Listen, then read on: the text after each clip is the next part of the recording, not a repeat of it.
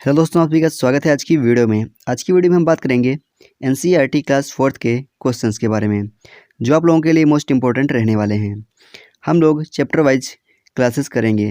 Class 3rd के questions जो बनते थे आप लोगों के पेपर में, वो सारे क्वेश्चंस हो चुके हैं। अगर आपने वीडियो नहीं देखी है तो आप लोग CTET EVS प्लेलिस्ट में जाके देख सकते हैं। और अगर आप लोगों को इसकी थ्योरी की वीडियो देखनी है तो उसकी भी प्लेलिस्ट बनी हुई है, वहाँ पे आप लोगों को सारी वीडियोज़ मिल जाएंगी जो आप लोगों के लिए मोस्ट इंपॉर्टेंट रहने वाली हैं। आप लोग उनको ज़रूर देखिएगा एक बार। थ्योरी वाली वीडियोज़ प्लेलिस्ट में पड़ी हुई हैं, 15-15, 20-20 मिनट की वीडियो हैं। आप लोग उनको आराम से देख डालिए, स्पीड थोड़ा बढ़ा के देख डालिए। अभी आप लोगों के पास काफ़ी समय है, आप लोग एक बार उनको अगर देख डालते हैं तो आप लोगों के पेपर में अच्छे अंक आने की संपूर्ण संभावना है। तो चलिए आज की क्लास को स्टार्ट करते हैं। उससे पहले आप लोग एक बार वीडियो को शेयर कर दीजिए अपने फ्रेंड्स के पास में, फिर देखते हैं आज की क्लास से कौन कौन से क्वेश्चंस रहने वाले हैं। तो चलिए सभी लोग एक बार वीडियो को शेयर कर दीजिए, और वीडियो को अगर लाइक नहीं किया है तो लाइक भी कर दीजिए। देखते हैं आज का अपना पहला क्वेश्चन है, किस राज्य के लोग नदी को पार करने हेतु वल्लम यानी छोटी नाव का इस्तेमाल करते हैं। चलिए बताइए, किस राज्य के लोग नदी को पार करने के लिए वल्लम यानी जिसको छोटी नाव बोलते हैं उसका इस्तेमाल करते हैं। ऑप्शन नंबर 1 है कर्नाटक, ऑप्शन नंबर 2 है केरल, ऑप्शन नंबर 3 है पश्चिम बंगाल, ऑप्शन नंबर 4 है उड़ीसा। यहाँ पे हिंदी में थोड़ा गड़बड़ हो गया है, ऊपर वाले में क्या है, पश्चिम बंगाल ऊपर वाले में ही है, ठीक है। ऑप्शन नंबर 4 में है उड़ीसा, ऑप्शन नंबर 3 है पश्चिम बंगाल, ऑप्शन नंबर 1 है कर्नाटक, ऑप्शन नंबर 2 है केरल, ऑप्शन नंबर 3 पश्चिम बंगाल, ऑप्शन नंबर 4 उड़ीसा। चलिए बताइए, वल्लम का क्या अर्थ होता है? छोटी नाव बोलते हैं, और इसका ये कहाँ पे यूज की जाती है? ये केरल में यूज की जाती है। तो इसका आंसर नंबर 2 जिसने लगाया हो जाता है बिल्कुल सही। वल्लम छोटी नाव को कहते हैं जो केरल में यूज की जाती है, जिसका केरल में इस्तेमाल किया जाता है।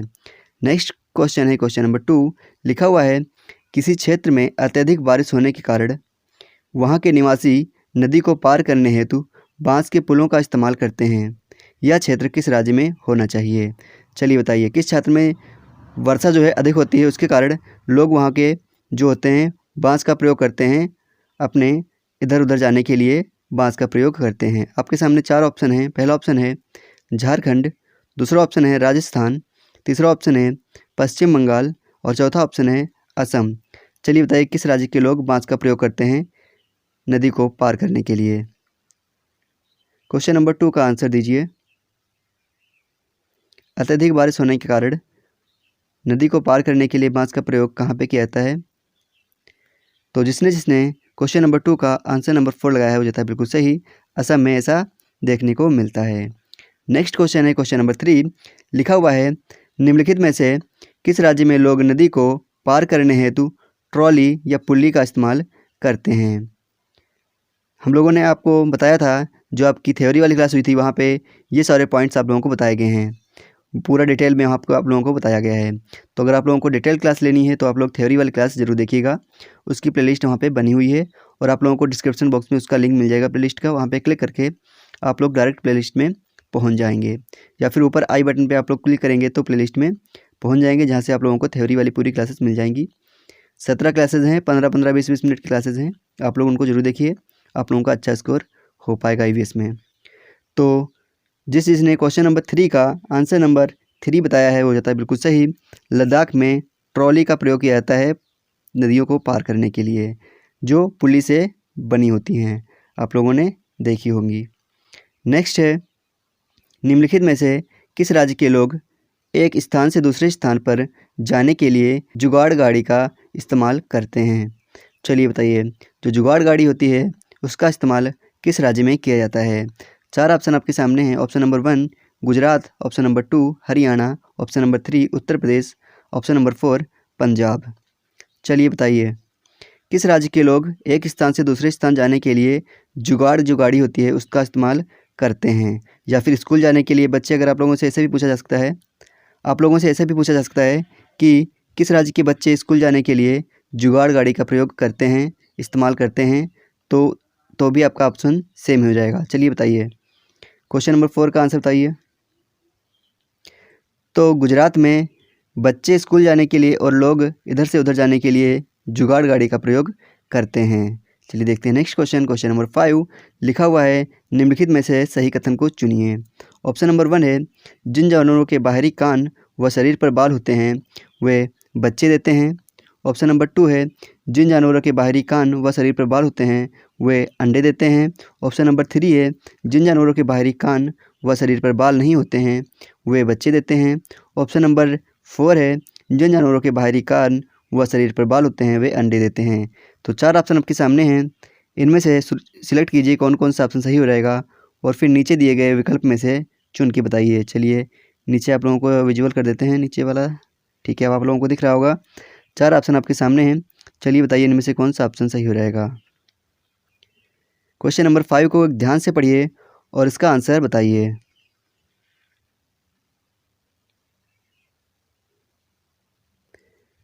तो हम लोगों ने जो हमारे लोगों की ईवीएस की डिटेल क्लास हुई थी, हम लोगों ने पढ़ा था उसमें कि जिन जानवरों के बाहरी कान व शरीर पर बाल होते हैं वो क्या करते हैं, वो बच्चे देते हैं। तो ए बिल्कुल सही हो गया। दूसरा क्या था कि जिन जानवरों के बाहरी कान व शरीर पर बाल नहीं होते हैं वे अंडे देते हैं। ठीक है, तो आपका ऑप्शन नंबर ए और बी जिसमें है वो हो जाएगा आपका बिल्कुल सही। तो इसी के साथ में क्वेश्चन नंबर 5 का आंसर नंबर 3 बिल्कुल सही हो जाएगा। ए और बी, केवल ए और बी सही है, बाकी सारे जो नीचे का ये हैं ये दोनों गलत हैं। लिखा हुआ है, पशुओं की त्वचा पर विविध पैटर्न जो होते हैं वे हमें क्या दर्शाते हैं। चलिए बताइए। ऑप्शन नंबर 1 है, उनकी शारीरिक शक्ति को इंगित करते हैं। ऑप्शन नंबर 2 है, लिखा हुआ है परिवर्तित प्रकाश के कारण होते हैं। ऑप्शन नंबर 3 है, उनकी त्वचा पर बालों के कारण होते हैं। ऑप्शन नंबर 4 है, उस जलवायु के कारण होते हैं जिसमें वे रहते हैं। चलिए बताइए, पशुओं की जो त्वचा होती है उस पर विविध पैटर्न जो होते हैं वो क्यों होते हैं। जैसे आप लोगों ने जिराफ के त्वचा पे देखे होंगे, भैंस की त्वचा पे अलग होता है, जिराफ की त्वचा पे अलग होता है। जितने जानवर होते हैं उनके जानवरों की त्वचा अलग अलग होती है, ऐसा क्यों होता है, चलिए बताइए। क्वेश्चन नंबर 6 का सही आंसर दीजिए। तो जो पशुओं की त्वचा पर विविध पैटर्न हम लोगों को देखने को मिलते हैं वो उनकी त्वचा पर उगे बालों के कारण होते हैं। कैसे, उनकी त्वचा पर उगे जो बाल होते हैं उनके कारण उनके विविध पैटर्न होते हैं। अगर उनके बाल निकाल दिए जाएंगे तो अधिकतर पशु एक जैसे दिखने में लगेंगे। ध्यान रखिएगा, सभी नहीं, लेकिन कुछ पशु ऐसे होंगे जो आप लोग समझ नहीं पाएंगे, वो सारे एक जैसे ही लगेंगे। नेक्स्ट क्वेश्चन है क्वेश्चन नंबर 7। लिखा हुआ है, जानवरों में कान के आकार का संबंध किस चीज़ से होता है। चलिए बताइए, क्वेश्चन नंबर 7 का आंसर दीजिए। जानवरों के जो कान होते हैं उनका संबंध किस चीज़ से होता है, चलिए बताइए। ऑप्शन नंबर 1 है शरीर के वजन से। ऑप्शन नंबर 2 है सुनने की शक्ति से। ऑप्शन नंबर 3 है शरीर की लंबाई से। ऑप्शन नंबर 4 है शरीर के रंग से। 4 ऑप्शन आपके सामने लिखे हुए हैं। चलिए क्वेश्चन को सही से पढ़िए और इसके आंसर सही बताइए। जो भाई अभी तक हमारे वीडियो को लाइक नहीं किया है, लाइक कर दीजिए और एक बार अपने फ्रेंड्स के पास में ज़रूर शेयर कर दीजिए, जिससे हमें मोटिवेशन मिलता है, जिससे हम मोटिवेट होते हैं ऐसे ही और अच्छे अच्छे वीडियो आप लोगों के लिए लाने के लिए। तो चलिए एक बार वीडियो को शेयर कर दीजिए। तो क्वेश्चन नंबर 7 का ऑप्शन नंबर 2 जिसने जिसने लगाया है वो जाता है बिल्कुल सही। सुनने की शक्ति के लिए कान क्यों होते हैं, उनकी हियरिंग पावर को बढ़ाने के लिए कान होते हैं, सुनने की शक्ति के लिए, सभी को पता होगा। नेक्स्ट क्वेश्चन देखते हैं, क्वेश्चन नंबर 8। लिखा हुआ है, हाथियों के झुंड के बारे में सही कथन को चुनिए। नीचे अब कुछ पॉइंट्स दिए हुए हैं, हाथियों के झुंड के बारे में कुछ विशेषताएं बताई गई हैं। आप लोगों को उनमें से जो सही विशेषता है उसको चुनकर विकल्प में उनका आंसर देना है।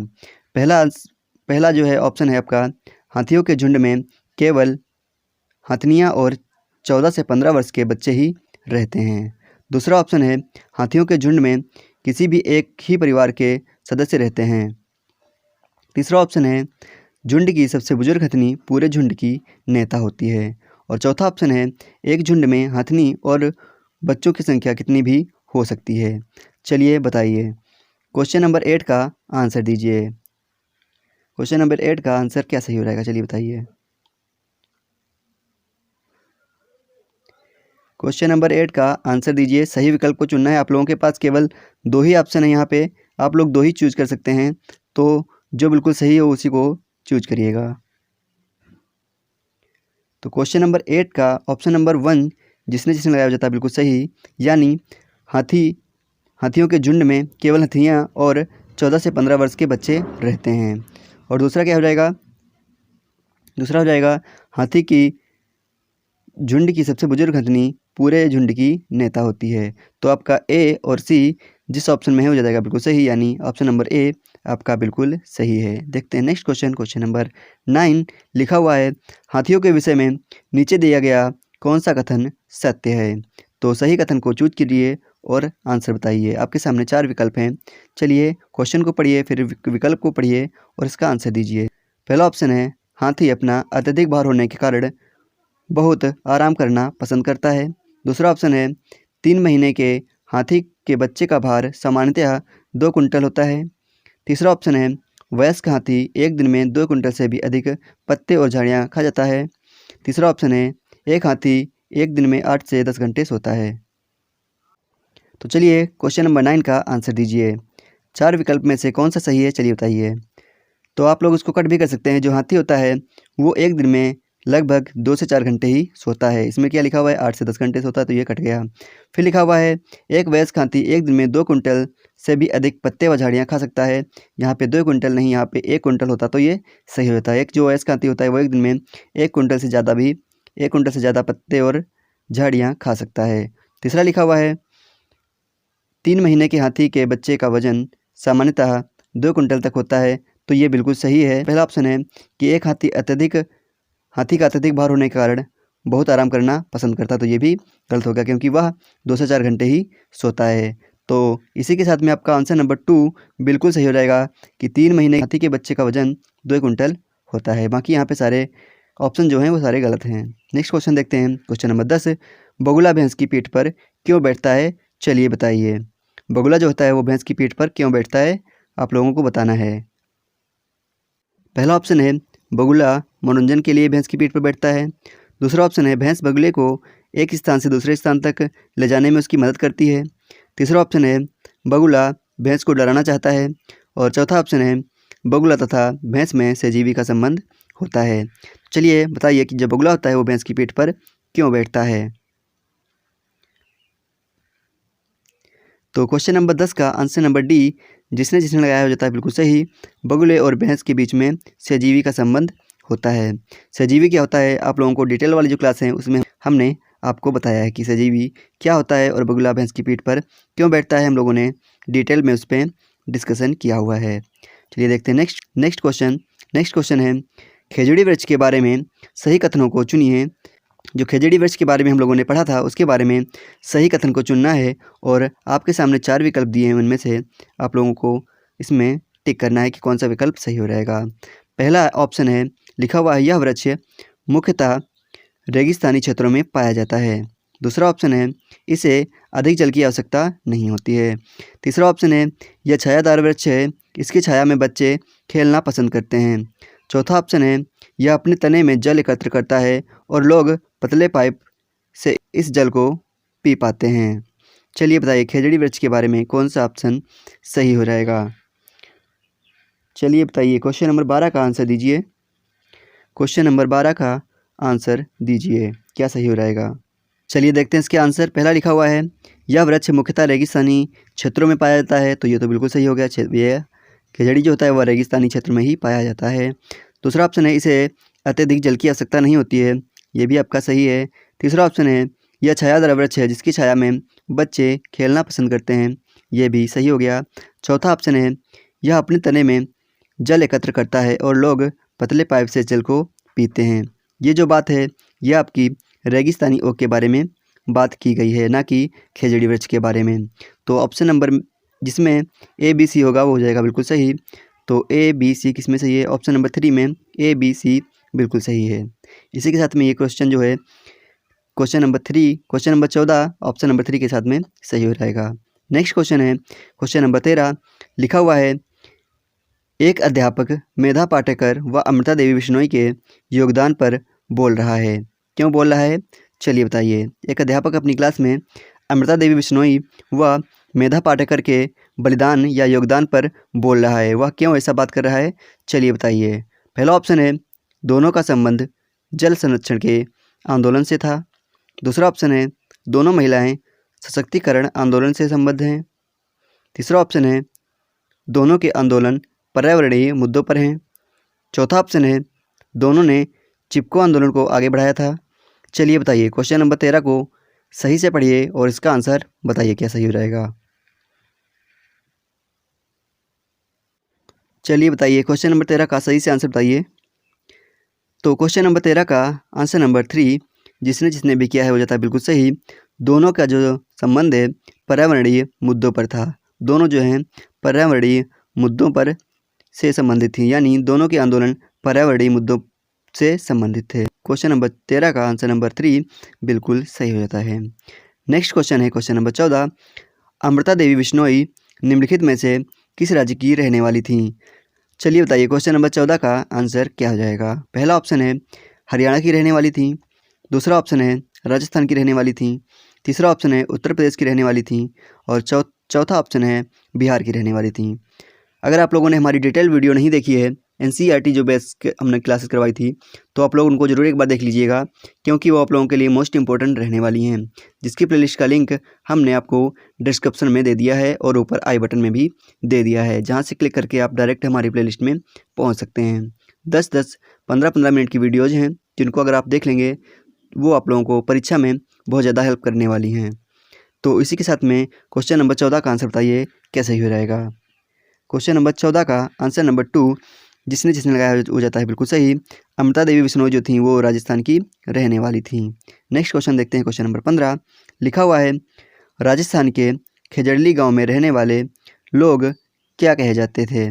चलिए बताइए, राजस्थान के जो खेजड़ली गांव में लोग रहते थे उन्हें क्या कहा जाता था? चलिए बताइए, क्या उन्हें मारवाड़ी कहा जाता था? क्या उन्हें बिश्नोई कहा जाता था? क्या उन्हें भील कहा जाता था? क्या इनमें से कोई ऑप्शन सही नहीं है? आपके सामने 4 ऑप्शन दिए हुए हैं। चलिए बताइए, राजस्थान के खेजड़ली गांव में रहने वाले जो लोग थे उन्हें क्या कहा जाता था? चलिए बताइए।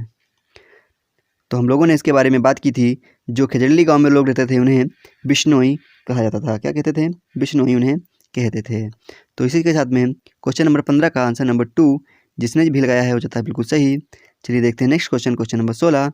लिखा हुआ है मधुमक्खी पालन के विषय में सही कथन को चुनिए। आपके सामने 4 कथन लिखे हुए हैं, सही कथन को चूज करना है और नीचे दिए गए विकल्प में से उसका उत्तर बताना है। चलिए, पहला ऑप्शन लिखा हुआ है मधुमक्खी पालन शुरू करने का सबसे अच्छा समय जनवरी से मार्च तक होता है। दूसरा ऑप्शन है लीची के फूल मधुमक्खियों को लुभाते हैं। तीसरा ऑप्शन है मधुमक्खी पालने और उनके द्वारा उत्पादित शहद का भंडारण करने के लिए बक्सों की आवश्यकता होती है। चौथा ऑप्शन है मधुमक्खियों के लिए मीठा घोल बनाने के लिए चीनी खरीदी जाती है। चलिए बताइए, क्वेश्चन नंबर 16 का आंसर बताइए क्या सही हो जाएगा। आपके सामने 4 पॉइंट्स दिए हुए हैं, 4 कथन लिखे हुए हैं, फिर उसके नीचे आपके सामने 4 विकल्प भी दिए हुए हैं, जिससे आप लोग सही आंसर बता पाएंगे। चलिए बताइए, क्वेश्चन नंबर 16 का आंसर क्या सही हो जाएगा।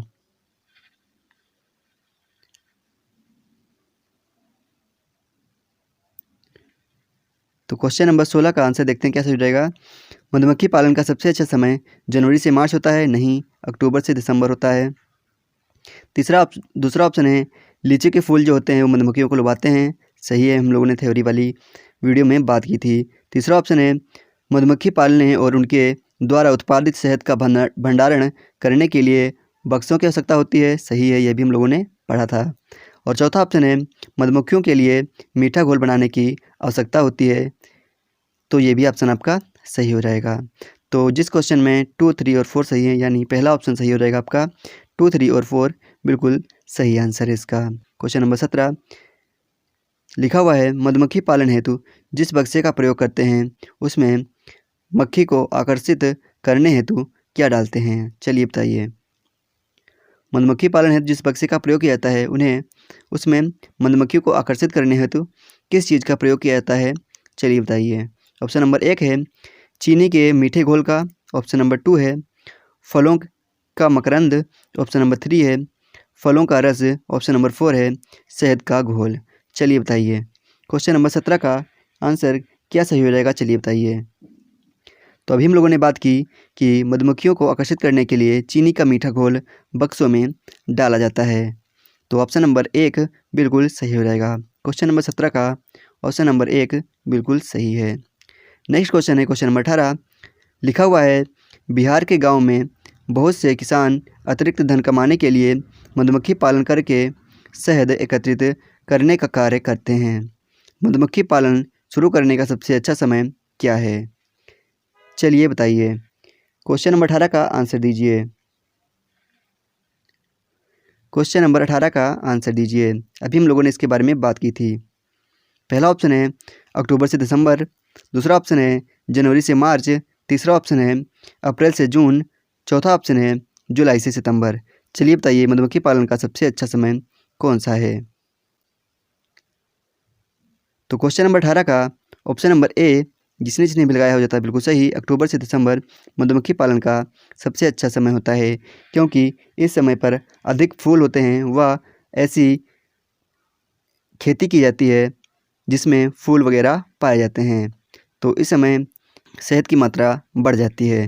देखते हैं नेक्स्ट क्वेश्चन। क्वेश्चन नंबर 19 लिखा हुआ है निम्नलिखित में से कौन सा या कौन से कथन सत्य हैं? चलिए बताइए निम्नलिखित में से कौन सा कथन सत्य है? पहला लिखा हुआ है श्रमिक मधुमक्खियाँ फूलों से रस की खोज में चारों ओर उड़ती हैं। जो श्रमिक मधुमक्खियाँ होती हैं, जो वर्कर बीज होती हैं, वो फूलों के रस की खोज में चारों ओर उड़ती हैं। क्या ऑप्शन नंबर 1 सही है? ऑप्शन नंबर बी है नर मधुमक्खियों के पास कोई भी कार्य नहीं होता है। तीसरा ऑप्शन है रानी मधुमक्खी अंडे देती है। चौथा ऑप्शन है श्रमिक मधुमक्खियाँ केवल मादा ही होती हैं। चलिए बताइए, आपके सामने 4 विकल्प दिए गए हैं, इनको पढ़िए और नीचे दिए गए 4 विकल्प में से इसका आंसर बताइए। जो मधुमक्खियाँ होती हैं उनके बारे में कौन सा कथन सत्य है? क्वेश्चन नंबर 19 का आंसर दीजिए। क्वेश्चन नंबर 19 का सही आंसर बताइए।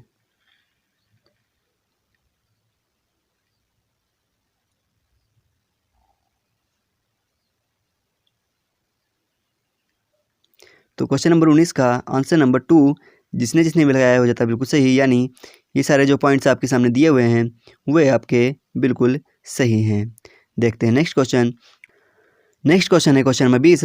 लिखा हुआ है अनीता कुशवाहा निम्नलिखित में से किस राज्य में रहने वाली थी या किस राज्य की रहने वाली थी? ऑप्शन नंबर 1 है हरियाणा की, ऑप्शन नंबर 2 है राजस्थान की, ऑप्शन नंबर 3 है उत्तर प्रदेश की, ऑप्शन नंबर 4 है बिहार की। चलिए बताइए अनीता कुशवाहा जो थी वो किस राज्य की रहने वाली थी? अगर आप लोगों को ये सारे क्वेश्चन कठिन लग रहे हैं, इसका मतलब आप लोगों ने थ्योरी वाली क्लासेस नहीं ली हैं। तो आप लोग एक बार थ्योरी वाली क्लासेस ले लीजिए, जिससे आप लोगों के सीटेट में अच्छे स्कोर बन पाएगा और यहाँ पर भी आप लोग अच्छा स्कोर कर पाएंगे। आप लोगों के लिए इम्पोर्टेंट है थ्योरी वाली क्लासेस, क्योंकि वो 15 से 20 मिनट की क्लासेस हैं जो आप लोगों को अच्छा स्कोर बना देंगी। तो क्वेश्चन नंबर 20 का ऑप्शन नंबर 4 जिसने जिसने भी लगाया है हो जाता है बिल्कुल सही। अनीता कुशवाहा जो थी वो बिहार की रहने वाली थी। तो इसी के साथ में हमारी आज की वीडियो समाप्त होती है। आई होप आप लोगों को वीडियो अच्छी लगी होगी। अगर आप लोगों को वीडियो अच्छी लगी है तो क्लास को लाइक कर दीजिए, वीडियो को ज़्यादा से ज़्यादा शेयर करिए और चैनल पर नए हो तो चैनल को सब्सक्राइब कर लीजिए। मिलते हैं आप लोगों को नेक्स्ट वीडियो में, तब तक के लिए जय हिंद जय भारत।